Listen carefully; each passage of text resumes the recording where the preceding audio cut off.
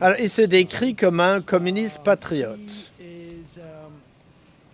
C'est ça ce qu'il avait dit? C'est ça ce qu'il avait dit, un patriote socialiste ou je sais pas quoi? Bon, non, il a dit qu'il était marxiste-léniniste. Voilà, un patriote marxiste-léniniste, c'est ça ce qu'il avait dit. Alors, au sujet de la clique de gens qui participent à l'émission de Tucker, personnellement, je ne m'y intéresse pas du tout. Enfin, pas trop. Je sais que Glenn Gleewood y va, des amis à Tucker, quotidiennement, ainsi que des gens comme Jimmy Dore. Tucker, I think, likes to promote certain people who Tucker aime bien mettre en avant des personnes qui se situent à gauche. He likes to promote them on his il aime bien remuer la merde, c'est pour ça qu'il les fait venir sur son émission. Pay much attention to it, but this one only came to my attention because d'habitude ça m'intéresse pas, mais il se trouve que cette fois-ci I mean, we're getting super close to some full-on protocols design. So they're going to allege that Bon, il faut que je vous parle de mes amis de Majority Report, Emma Wingland et Sam Sedar, qui viennent de me mettre en cause dans un numéro antisémite comme j'en ai jamais vu jusqu'à maintenant. Bon, je ne peux pas accepter ça, d'autant que je suis directement mis en cause, donc on va s'occuper de tout de suite, mais d'abord je voudrais vous montrer quelque chose. Alors d'abord, je vous rappelle que Sam Sedar a dû quitter CNN 3 jours en fait avant le passage que je vais vous montrer parce qu'il est tellement barbant qu'ils ont décidé de se passer de ses services. Mais la raison pour laquelle ils m'en veulent tant, c'est à cause de mon passage à l'émission de Tucker Carlson que je vais vous montrer. Donc je suis passé mardi sur le show de Tucker. Ce jour-là, ça a eu tellement de succès que Fox a battu tous ses records. Comme vous voyez, l'audience a dépassé les 3 millions de spectateurs.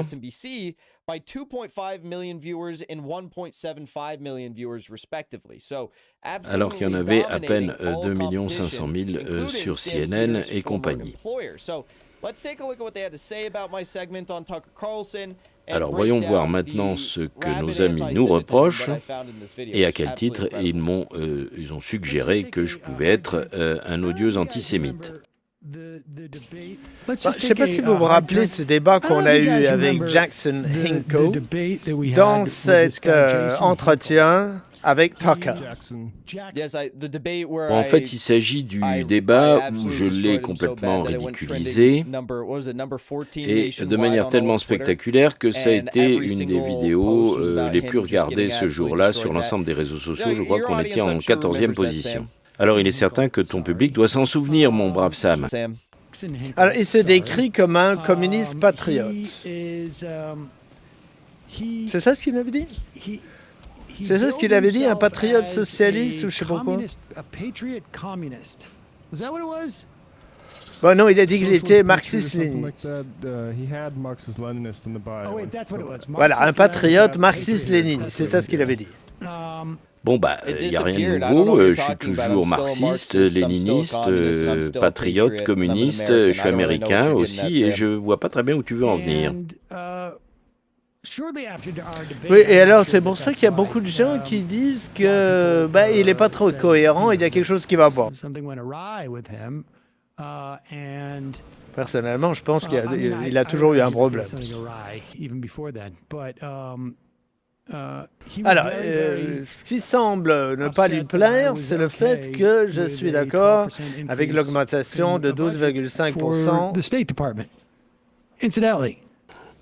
Eh bien oui, ce joyeux pacifiste défend malgré tout et soutient l'augmentation du budget du département d'État de 12,5%. Ça représente quand même près de 12 milliards de dollars en plus, et au point que même son acolyte lui a fait quelques reproches à ce sujet.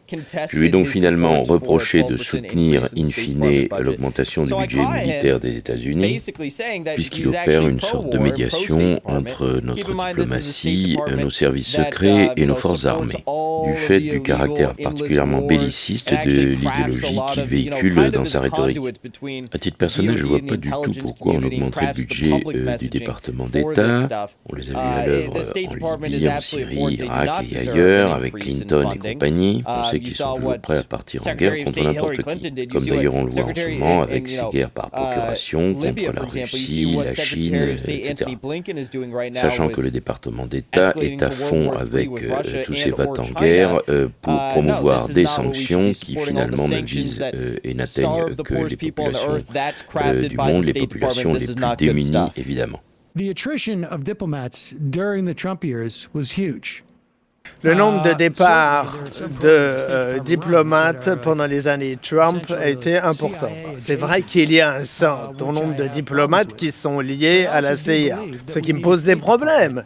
Mais je pense quand même qu'on a besoin d'un ministère de la Défense, parce que le ministère de la Défense peut nous aider à empêcher des guerres. En réalité, il faudrait savoir ce que tu veux, parce que c'est bien ce qu'ils font pour gagner leur vie. Souvent, ces journalistes sont moins riches que le département d'État. Les diplomates favorisent la paix. Oui, ça fait partie de leur travail. Mais ce qui ne lui plaît pas, c'est qu'il est anti-impérialiste. Alors, ce qui ne gêne pas, en revanche, c'est quand c'est d'autres personnes qui sont à l'initiative de guerre.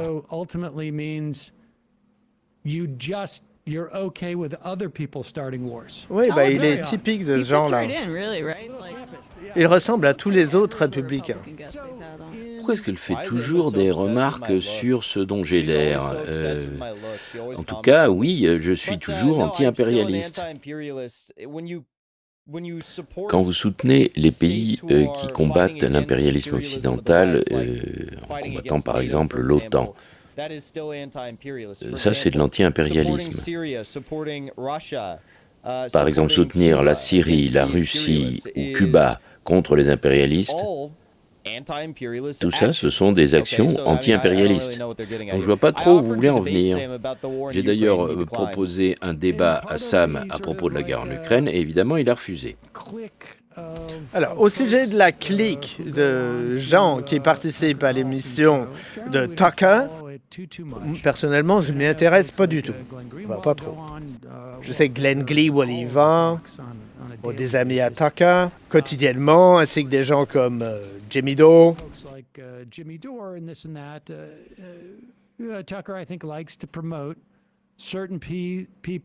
Tucker aime bien mettre en avant des personnes qui se situent à gauche. Il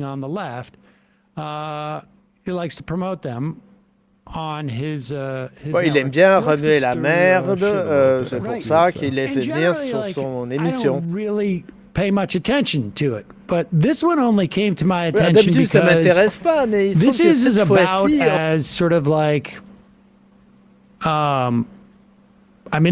we're getting super, super close to some full-on protocols of Zion. On se rapproche du protocole des sages de Sion. Bon, alors voilà.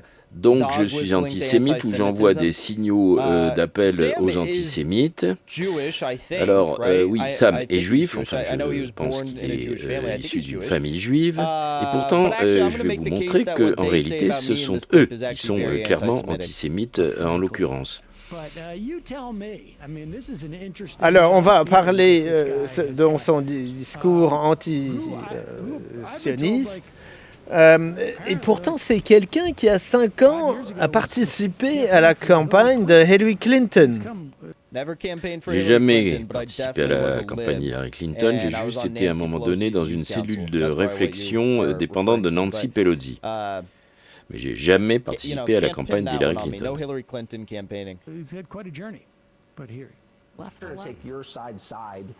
But for Biden to get up there and say the single biggest threat to our country is anyone who opposes me in the coming midterm elections, and the media Oh, is not pause it. along. We should set this up. Le fait que donc Joe Biden, il accuse tous ses ennemis de finalement s'attaquer aux États-Unis. En fait, c'est la première fois que Tucker en a parlé. La veille, c'était la fête du travail, il n'a pas eu son show, il en parle le lendemain. Biden dit qu'il y a un problème dans le Parti républicain.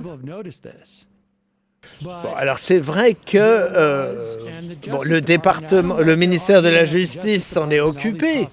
Enfin, les gens à qui le ministère de la Justice en veut ne sont pas encore des prisonniers politiques. They are arguing that by going out and letting people know that there was some type of tout ce qu'ils disent, c'est qu'il y a eu une tentative d'insurrection fasciste et qu'il y a donc un problème avec ces personnes. Ça leur fait pas plaisir que Joe Biden ait dit cela. Je dis pas qu'ils essayent de censurer Biden, mais c'est ce qui leur fait pas plaisir. C'est pas que je vous soutienne politiquement, mais je pense que c'est un problème que Biden s'attaque de front à tous ses opposants politiques. Oui, ça pose problème parce que finalement, dans le discours de Biden, il y a pas mal de choses qui relèvent d'une posture dictatoriale. D'autant qu'il y a beaucoup des actes concrets, des actes politiques de Biden qui s'apparentent à ce genre d'idéologie et de posture dictatoriale. Qu'est-ce que c'est que cette histoire de dictature ? Qu'est-ce que Biden a demandé dans ce discours ? Mon bon Sam, je ne sais pas pour toi, mais pour moi, c'est un des discours les plus clivants que j'ai entendus dans la bouche d'un président des États-Unis en exercice. Il range la moitié de la population dans une catégorie de factieux qui voudraient renverser le gouvernement des États-Unis. Ces personnes participeraient à une action de destruction de notre pays. Tandis que lui, évidemment, se présente comme l'unificateur œcuménique du pays, en s'aliénant la moitié de la population, en les classant tous parmi les forces du mal. Ils vivent dans les ténèbres extérieures, l'erreur, l'ignorance. Quand Trump, par exemple, s'en prenait aux démocrates, il parlait de l'activité politique des démocrates contre sa propre politique. Et non pas contre la population qui éventuellement pouvait voter démocrate. Quand ils ont engagé contre eux une procédure de destitution, il les a pas décrits comme des forces maléfiques opérant de manière satanique la destruction de nos fluides essentiels, qu'il fallait tous jeter dans des culs de basse-fosse ou des prisons.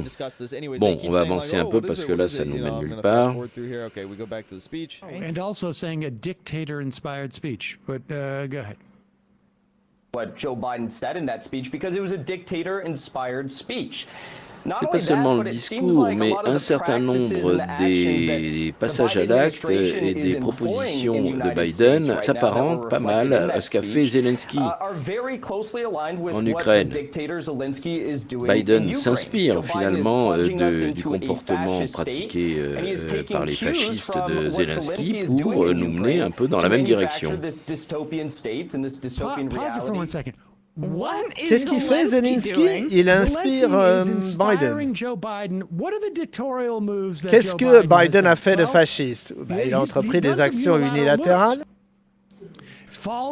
Il a aidé Zelensky sur le plan de la dette. Donc Biden a aidé les étudiants qui étaient très endettés. Alors il diminue marginalement la dette pour une fraction des étudiants très endettés, mais en même temps il menace Assange de 150 ans de prison. Il entreprend une guerre par procuration contre la Russie. Et il voudrait en faire de même avec la Chine. C'est pas un problème, c'est pas trop grave. Il a augmenté le budget de la défense pour atteindre les niveaux le plus élevés de tous les temps. C'est pas un problème, c'est pas grave. Il fait juste taire les opposants en essayant de créer une sorte de ministère de la vérité auprès du ministère de l'Intérieur. C'est pas un problème, c'est pas grave. Il recrute des milliers d'inspecteurs du fisc pour aller poursuivre les économiquement faibles qui ont moins de $600 sur leur compte. C'est pas un problème. Et il s'allie avec Big Tech pour s'opposer à tous ceux qui sont un peu réfractaires au discours de la logomachie au pouvoir. Pendant ce temps, que fait Zelensky? Eh bien, il se sert lui aussi des services secrets pour poursuivre ses opposants, pour poursuivre les journalistes indépendants dans tout le pays. Il démantèle toute la législation sociale et pro-syndicale. En Ukraine, il interdit évidemment toute opposition et tout opposant politique. Et on n'a pas peur d'utiliser les militaires et la force publique pour capturer, attacher à des poteaux et peindre les opposants ou les gitans que ces forces de police débusquent dans les rues. C'est pas un problème, Zelensky, c'est un brave type. On lui a pas demandé d'avoir une politique unilatérale plus conséquente. Alors, qu'est-ce qu'il pourrait bien faire qui aurait été inspiré par Zelensky, à part le fait que les deux ont été élus? Et il essaye d'introduire l'Ukraine dans la discussion. Je ne sais pas très bien pourquoi. Bande d'imbéciles, il se trouve que vous n'avez pas même regardé l'extrait complet de l'émission de Tucker, vous seriez aperçu que c'est Tucker lui-même qui a fait un rapprochement entre le comportement de Zelensky en Ukraine et celui de Biden. C'est donc évidemment pour ça que j'en parle, c'est parce que Tucker m'a tout simplement invité à cette émission pour que j'en parle. Et j'ai donc fait le parallèle entre Zelensky et Biden que je viens de vous rapporter. C'était le thème même de l'émission, c'était pour ça que j'étais invité, c'est donc normal que j'en parle et c'était pas simplement c'était même pas du tout pour attirer un public sur ma chaîne YouTube. Bien que sur ces questions, je suis devenu assez expert dans tous ces domaines-là et donc j'ai beaucoup plus d'audience que par exemple vous sur ma chaîne YouTube. Oui, alors il y a beaucoup de comploteurs de Covid qui justement en profitent maintenant pour embrayer sur la guerre en Ukraine. Il y a à peu près 6 mois, au moment de l'invasion russe de l'Ukraine, je voudrais rappeler aux gens que c'est la Russie qui a bombardé, envahi l'Ukraine en tuant beaucoup d'innocents. Il y a 6 mois, on a vu qu'il y avait un certain écart entre les informations que les gens cherchaient et celles qu'ils obtenaient effectivement. Et il y avait un gros écart, justement, entre ce que les gens cherchaient et ce qu'ils obtenaient sur YouTube. C'est pas moi qui avais prévu que l'émission serait comme ça. Bon, on avait les informations qu'on avait. Donc, en fin de compte, vous ne vous intéressez pas aux vraies questions du moment et vous évoquez simplement les questions qui vous intéressent et surtout les sujets qui vous arrangent. Du coup, vous laissez le soin aux autres de les informer sur les questions vraiment sérieuses du moment.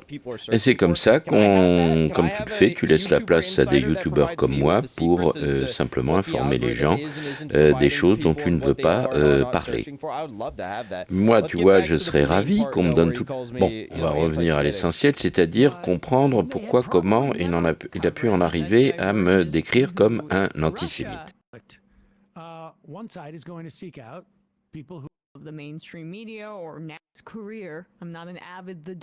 Je ne suis pas tellement amateur de l'émission The Dive. Emma, en réalité, je pense que tu es très intéressée. Alors, il nous plonge dans un État fasciste et s'inspire de ce que Zelensky fait en Ukraine pour créer une espèce de dystopie d'État. Mais au fond, il n'y a rien d'étonnant là-dedans, puisque en réalité, Zelensky et Biden sont contrôlés par le même type de puissants. Ils sont contrôlés par des gens qui sont assez typiquement représentés par George Soros ou Karl Schwab du Forum économique mondial. Zelensky se sert des services secrets étrangers et des forces néo-nazies, elles-mêmes entretenues par la CIA, pour faire taire les opposants en Ukraine. Alors que Biden, qui peut même pas se souvenir ce qu'il a eu pour le petit déjeuner, ou même le nom de son épouse et où elle se trouve, eh bien, il se sert du FBI, de la CIA et du fisc pour s'attaquer de la même manière aux Américains. Alors, Waouh. That's Wow, what? ça fait beaucoup de noms. Si j'étais Tucker, je serais un peu plus subtil quand je m'adresse à mes spectateurs blancs suprémacistes. Et je ferais plus attention avec la rhétorique anti-juive. Simplement parce que j'ai parlé de George Soros et Klaus Schwab comme deux des personnes les plus influentes dans le monde capitaliste actuel. Alors ça, ce serait antisémite de ma part. Mais voyons plus loin parce qu'on va voir qu'en réalité, ce sont eux qui sont antisémites. Alors il y aurait une cabale mondiale qui contrôlerait à la fois Zelensky et Biden. Alors que Biden ne sait pas où il se trouve, et ce serait George Soros qui serait derrière ça. Et des gens comme lui, vous voyez ce que je veux dire? Ben, je sais pas, hein, mais j'ai l'impression que... So, wait. Alors George Soros et Klaus Schwab. Alors George Soros, qui pourtant se revendique publiquement comme principal organisateur et responsable accrédité du coup d'État de Maïdan et de tout ce qui a précédé, qui aboutit au renvoi d'Yanukovych, et Klaus Schwab qui s'enorgueillit de sa grande influence sur les milieux économiques mondiaux, notamment au travers de son Forum économique de Davos, qui revendique aussi son influence sur les jeunes entrepreneurs, les start-upers. Alors ça, ce serait donc antisémite. Alors c'est intéressant parce que si en effet George Soros est juif, ça n'est pas le cas de Klaus Schwab. Son père, Klaus Schwab, travaillait dans l'industrie d'armement pour les nazis pendant la guerre. C'est curieux quand même que la première des idées qu'Emma Wigland et Sam Sedar, à un peu moindre degré, la première des idées qui leur viennent à l'esprit, c'est que tout ça c'est de l'antisémitisme. L'amalgame est fait simplement sur le fait que Klaus Schwab, qui pourtant n'est pas juif, est un personnage très puissant au niveau mondial, au niveau économique. Donc, manifestement, dans leur idée, ils associent le fait qu'il soit juif et puissant au fait qu'il puisse être juif, puisqu'il serait l'objet d'antisémitisme de ma part. Mais ça, Emma, c'est précisément ça. C'est ta position qui relève de l'antisémitisme, et même de manière flagrante. Il n'est pas juif parce qu'il est très puissant et influent sur les milieux économiques. Or, il n'est pas juif, donc en réalité, tu le considères comme juif parce qu'il est puissant et influent dans le monde capitaliste. Bon, mais en fait, il n'est pas juif. George Soros, lui, de son côté, a également une histoire. Alors lui, pendant la Deuxième Guerre mondiale, il n'a pas été élevé par ses parents, mais par son parrain, du fait du démembrement familial lié aux circonstances de la guerre, et avec son parrain, qui donc lui servait de père par procuration pendant la guerre, ils ont visité les camps de concentration et ils ont fait de la récupération qu'on ne peut pas qualifier de prolétarienne dans la circonstance, aux dépens des juifs qui étaient internés dans les camps de concentration. Alors, Soros a fait sa réputation en critiquant, évidemment, à juste titre, ce genre de pratiques qui sont pourtant celles qui furent les siennes à la même époque. Il a donc participé à la spoliation des Juifs pendant la guerre et je trouve intéressant Et simplement parce que j'attire l'attention sur le fait que ces gens ont une grande influence sur le plan économique et ont joué un rôle important en influant sur les gouvernements, y compris le nôtre, ils en tirent la conclusion que je suis antisémite. Ou au moins un signal positif adressé aux antisémites. Je trouve ça très révélateur de la part du non-dit et du refoulé des animateurs de Minority Report qui trouvent simplement ce genre d'argument à m'opposer quand ils ne savent pas répondre aux objections que je leur fais. Alors j'avoue que je suis un peu surpris qu'ils s'attaquent à moi, non pas qu'ils s'attaquent à moi dans l'absolu, parce que ça je m'y attendais évidemment, mais en prenant cet angle très très étrange de l'antisémitisme. C'est très triste, mais c'est surtout très triste et accablant pour eux.